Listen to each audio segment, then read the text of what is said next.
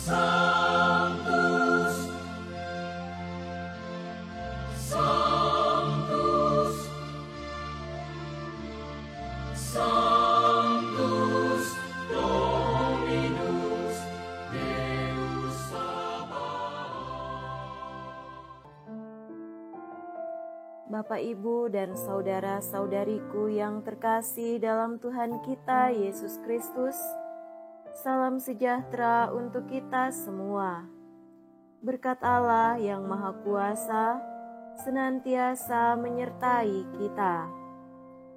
Hari Senin tanggal 15 Juli tahun 2024 adalah peringatan wajib Santo Bonaventura, Uskup dan Pujangga Gereja. Santo Bonaventura lahir sekitar tahun 1218 di Bagnoregio, Italia. Namanya diberikan oleh Santo Fransiskus Assisi ketika ia masih kecil, yang berarti betapa baik kejadian ini. Ketika beranjak dewasa, ia masuk Ordo Saudara-saudara Dina Fransiskan dan diutus ke Paris untuk mempelajari filsafat dan ilmu ketuhanan. Karena hasil studinya yang baik, ia dipilih menjadi minister jenderal, pemimpin seluruh Ordo Saudara-saudara Dina selama 9 kali berturut-turut. Bonaventura berhasil mengatasi pertengkaran yang mengancam kesatuan ordonya, serta menertibkan pelbagai kebiasaan salah yang sudah menyusup ke dalam. Tahun 1273, ia diangkat menjadi uskup Albano dan kardinal, dan tahun berikutnya ia meninggal dunia waktu menghadiri konsili di Lyon. Santo Bonaventura disebut juga pujangga cinta kasih, sebab ia mencari pengertian lebih dengan hati daripada dengan budi.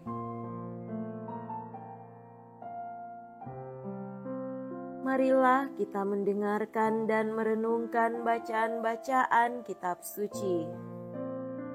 Dalam nama Bapa dan Putra dan Roh Kudus. Amin.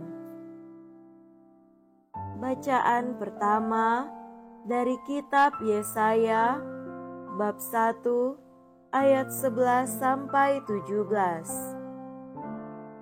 Dengarkanlah sabda Tuhan, hai para pemimpin Sodom, untuk apakah kurbanmu yang banyak itu?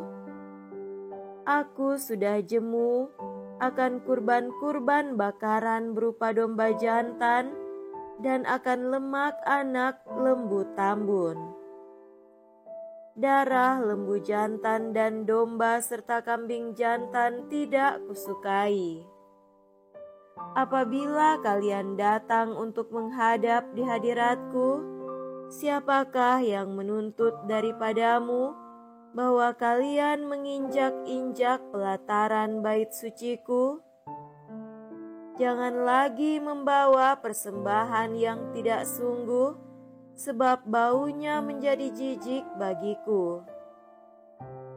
Kalau kalian merayakan bulan baru dan Sabat, atau mengadakan pertemuan-pertemuan, aku tidak tahan melihatnya, karena perayaanmu itu penuh kejahatan.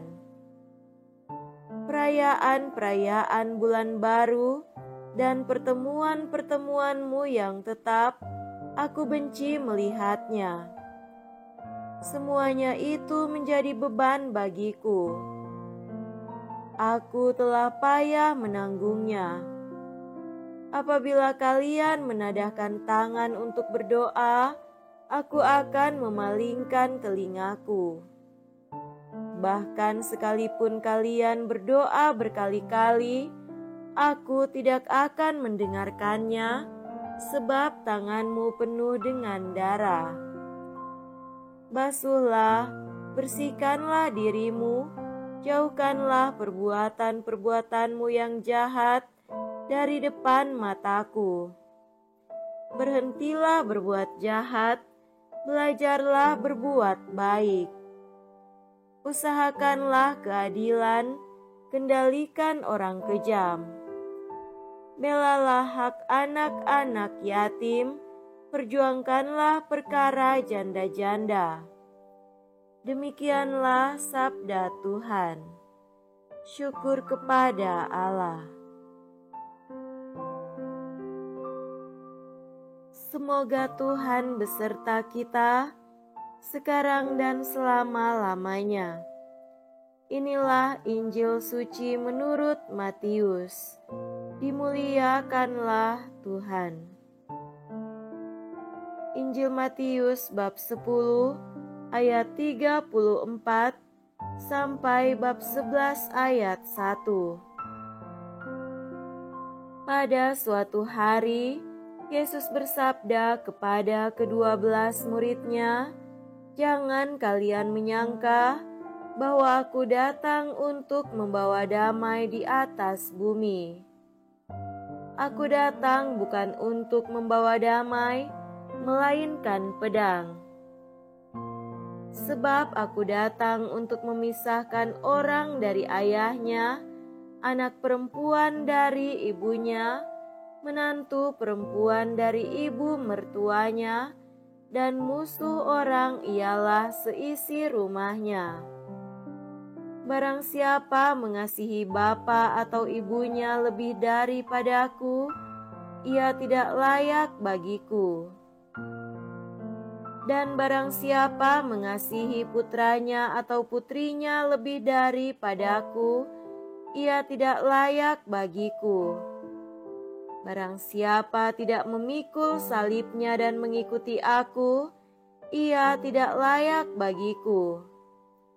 Barang siapa mempertahankan nyawanya, ia akan kehilangan nyawanya, dan barang siapa kehilangan nyawanya demi Aku, ia akan memperolehnya kembali.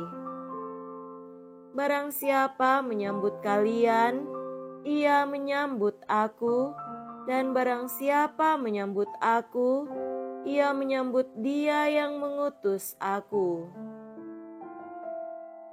Barang siapa menyambut seorang nabi sebagai nabi, ia akan menerima upah nabi, dan barang siapa menyambut seorang yang benar sebagai orang benar, ia akan menerima upah orang benar. Dan barang siapa memberi air sejuk secangkir saja kepada salah seorang yang kecil ini, karena ia muridku, Aku berkata kepadamu, sungguh ia takkan kehilangan upahnya. Setelah Yesus selesai mengajar ke-12 rasul-Nya, ia pergi dari sana untuk mengajar dan memberitakan Injil di dalam kota-kota mereka. Demikianlah sabda Tuhan. Terpujilah Kristus. Saudara-saudariku yang terkasih dalam Tuhan kita Yesus Kristus, tema renungan kita pada hari ini adalah tantangan bagi murid Yesus Kristus. Perikop Injil yang baru kita dengar tadi sebenarnya menceritakan tentang pengalaman komunitas Kristen perdana seputar penginjil Matius yang sudah mengalami konflik dengan para anggota keluarganya karena mereka sudah menentukan pilihan untuk menjadi murid Kristus dan harus memutuskan hubungan kekeluargaan dengan sanak saudaranya yang tetap mengikuti keyakinan Yahudi. Pada bab 10, penginjil Matius memberikan peneguhan dan arahan bagi komunitasnya dengan menegaskan secara tertulis ajaran Yesus Kristus bagi mereka yang diutus sebagai murid dan rasul.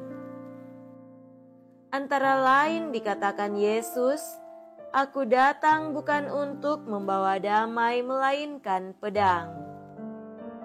Memang di kalangan orang-orang Yahudi yang mendengar ajaran Yesus, ada yang tertarik untuk mengikutinya, tetapi ada juga yang menolaknya. Penentuan pilihan ini secara bebas pasti menimbulkan perpecahan dalam suatu kelompok keluarga karena masing-masing anggota harus menentukan pilihannya.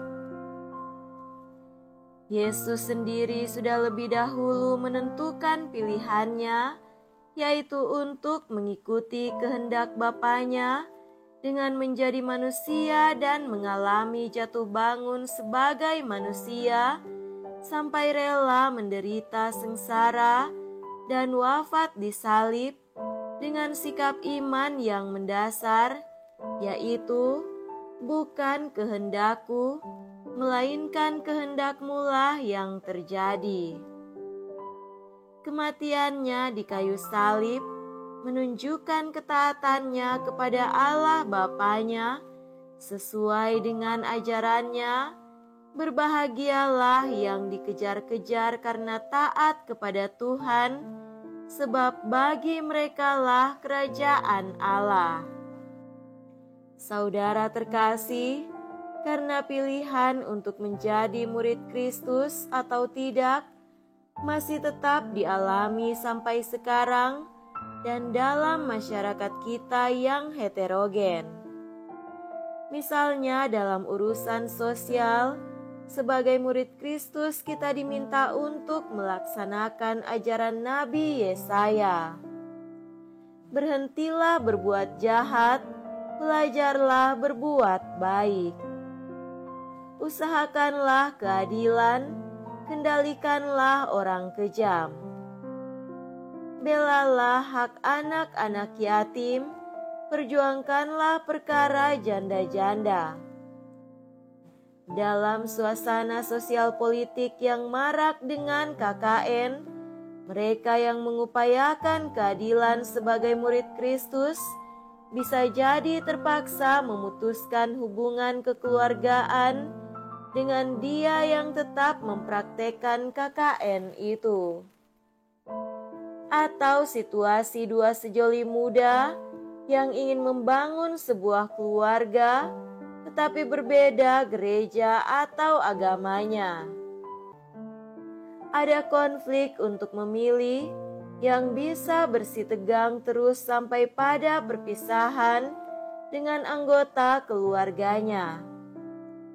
Bila dialami konflik untuk bersikap dan memilih seperti ini, ingatlah akan pesan Yesus. Barang siapa mempertahankan nyawanya, ia akan kehilangan nyawanya, dan barang siapa kehilangan nyawanya demi aku, ia akan memperolehnya kembali. Saudara-saudariku terkasih, selanjutnya ciri khas lain yang menjadi penanda seseorang adalah murid Yesus ialah sikap kesediaan untuk menerima orang lain atau tamu. Sikap hospitalitas terbuka untuk menerima dan melayani tamu orang asing. Orang asing yang membutuhkan bantuan itu disambut entah sebagai nabi, entah sebagai orang benar, atau sebagai seorang yang kecil. Karena ia muridku, sungguh ia takkan kehilangan upahnya.